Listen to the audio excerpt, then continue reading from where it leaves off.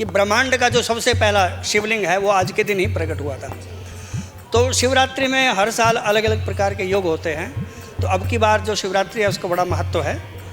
उसमें एक तो सर्वार्थ सिद्ध योग अब की बार बना हुआ है और शिव योग है साथ में, और साथ साथ में जो श्रवण और धनिष्ठा नक्षत्र हैं आज के दिन वो भी इसमें रखा जा रहा है। प्रदोष व्रत और महाशिवरात्रि व्रत ये दोनों इकट्ठे होने से इसका महत्व और भी ज़्यादा बढ़ जाता है। इसलिए अब की बार विशेष जिन भक्तों की जन्म कुंडली में काल सर्प योग होता है या जिनको राहु या शनि की दशा महादशा होती है उनके लिए बहुत अच्छा होगा। शिवरात्रि का व्रत होता है महाशिवरात्रि का, तो प्रदोष व्रत और शिवरात्रि का व्रत दोनों ही आज के दिन पड़ रहे हैं, इसलिए इसका जो महत्व है और ज़्यादा बढ़ जाता है। ये प्रदोष व्रत होता है। व्रत होता है वो तो सारा दिन का ही होता है, रात का भी होता है, लेकिन इस व्रत का नाम है महाशिवरात्रि व्रत। शिव का अर्थ होता है कल्याण और रात्रि का मतलब रात, कल्याण की रात्रि। जो पूजा का महत्व है, शंकर भगवान जी के रुद्र अभिषेक का महत्व है, वो तो रात का ही है।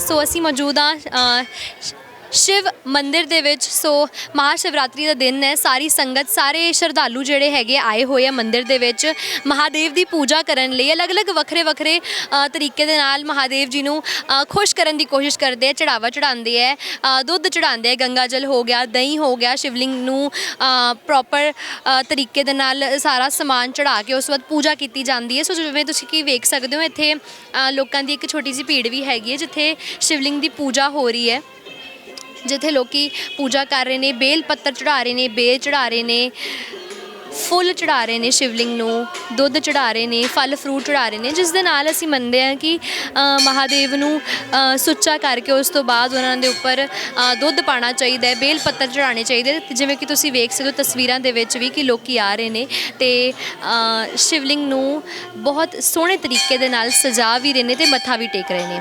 ਸੋ ਜਾਣਕਾਰੀ ਹੋਰ ਸ਼ਿਵਰਾਤਰੀ ਦੇ ਬਾਰੇ ਪੰਡਿਤ ਜੀ ਤੋਂ ਲਵਾਂਗੇ ਅਤੇ ਜਾਣਦੇ ਹਾਂ ਕਿ ਸ਼ਿਵਰਾਤਰੀ ਦੇ ਕੀ ਮਹੱਤਵ ਨੇ। ਅਤੇ ਚਲਦੇ ਹਾਂ ਪੰਡਿਤ ਜੀ ਕੋਲੇ।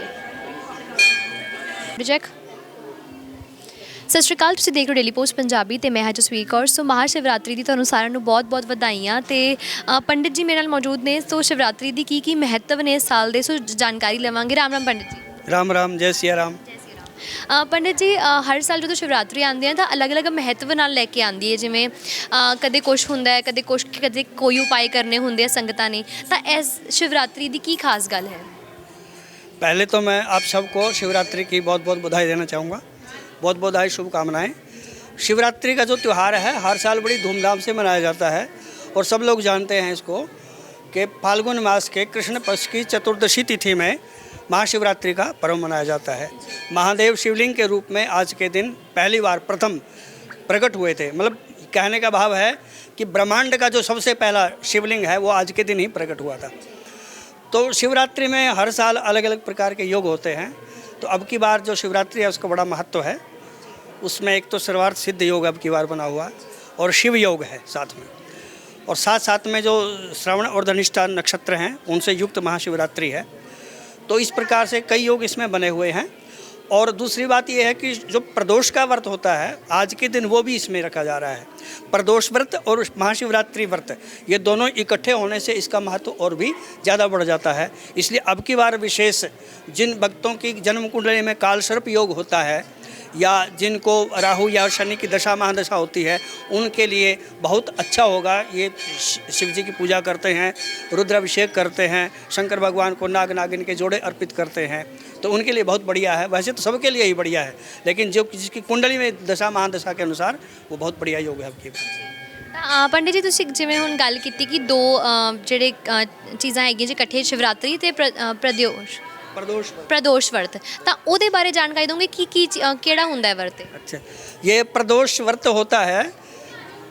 प्रदोष एक काल का टाइम नाम है, समय, मतलब जो सूर्यास्त से थोड़ा सा पहले और सूर्यास्त के बाद का जो समय होता है उसको हम प्रदोष काल बोलते हैं। तो उसमें त्रयोदशी तिथि होनी चाहिए।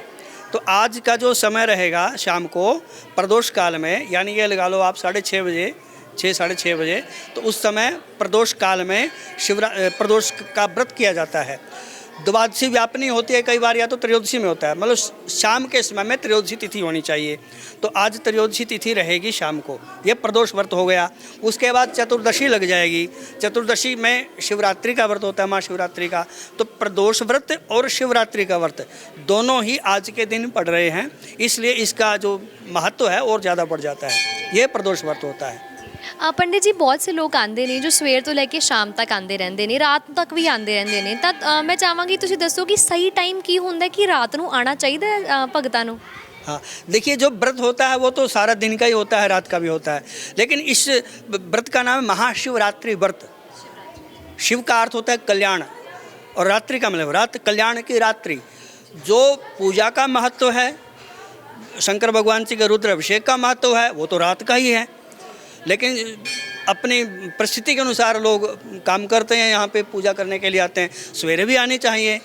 तो लेकिन शाम के समय में प्रदोष काल में शंकर भगवान जी की जो पूजा करते हैं वो ज़्यादा फलीभूत है। और रात्रि में जैसे शिवरात्रि के व्रत की कथा है, उसमें 4 प्रहर की पूजा बताई गई है।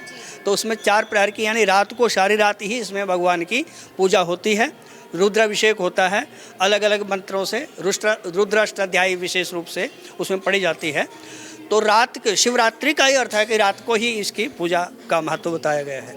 ਤਾਂ ਆਖਰੀ ਸਵਾਲ ਕਰਾਂਗੇ ਪੰਡਿਤ ਜੀ, ਜਿਵੇਂ ਬਹੁਤ ਸੀ ਸੰਗਤਾਂ ਹੁੰਦੀਆਂ ਨਾ ਕਿ ਅਸੀਂ ਮਹਾਦੇਵ ਜੀ ਨੂੰ ਖੁਸ਼ ਕਰ ਰਹੇ ਹਾਂ, ਤਾਂ ਬਹੁਤ ਸੀ ਚੀਜ਼ਾਂ ਚੜਾਉਂਦੀਆਂ, ਤਾਂ ਸਹੀ ਮਾਇਨੇ ਦੇ ਵਿੱਚ ਕੀ ਕੀ ਚੀਜ਼ਾਂ ਹੁੰਦੀਆਂ ਜਿਹਦੇ ਨਾਲ ਆਪਾਂ ਮਹਾਦੇਵ ਜੀ ਨੂੰ ਖੁਸ਼ ਕਰ ਸਕਦੇ ਹਾਂ, ਤੇ ਸੰਗਤ ਨੂੰ ਕੀ ਚੀਜ਼ਾਂ ਚੜਾਉਣੀਆਂ ਚਾਹੀਦੀਆਂ ਸਹੀ ਮਾਇਨੇ ਦੇ? देखिए शंकर भगवान की हम षोडशोपचार से यानी 16 चीज़ों से पूजा कर सकते हैं, जिसमें हम जल चढ़ाते हैं, दूध, दही, घी, शहद, शक्कर और शुद्ध जल चढ़ाते हैं, जिसमें पुष्प चढ़ाते हैं, बेलपत्र चढ़ाते हैं और मिठाई इत्यादि प्रसाद भगवान को भोग लगाते हैं, आदि आदि बहुत सारी चीज़ें चढ़ाई जाती हैं। लेकिन विशेष रूप से भगवान महादेव को जो 2 चीज़ें हैं वो अति प्रिय है, जिसमें एक तो गंगा जल जो भगवान महादेव अपने शरीर को प्रदान करते हैं, और दूसरा है बेलपत्र। बेलपत्र में जो 3 पत्ते बने हुए होते हैं और 3 अखंड होने चाहिए, टूटा हुआ नहीं चाहिए कोई। तो बेलपत्र और गंगा जल ये भगवान को अति प्रिय हैं। जिसने भगवान शंकर की पूजा करते समय गंगा जल और बेलपत्र नहीं चढ़ाए तो भगवान शंकर महादेव जो जहाँ तक हमें लगता है उस पूजा को स्वीकार नहीं करते हैं। जैसे ठाकुर जी को हम शालिग्राम भगवान को बेलपत्र चढ़ाते हैं या तुलसी दल चढ़ाते हैं, उसी प्रकार से भगवान को बेलपत्र और गंगा जल ये अति प्रिय हैं। बाकी सब चीज़ें भगवान को चढ़ाएं ये, लेकिन इन 2 चीज़ों का उसमें ज़रूर महत्व इसका मिश्रण करें, इनसे भगवान प्रसन्न होते हैं और अपने श्रद्धालु जो भक्त हैं उनके मनोवांछित फल प्रदान करने वाले होते हैं।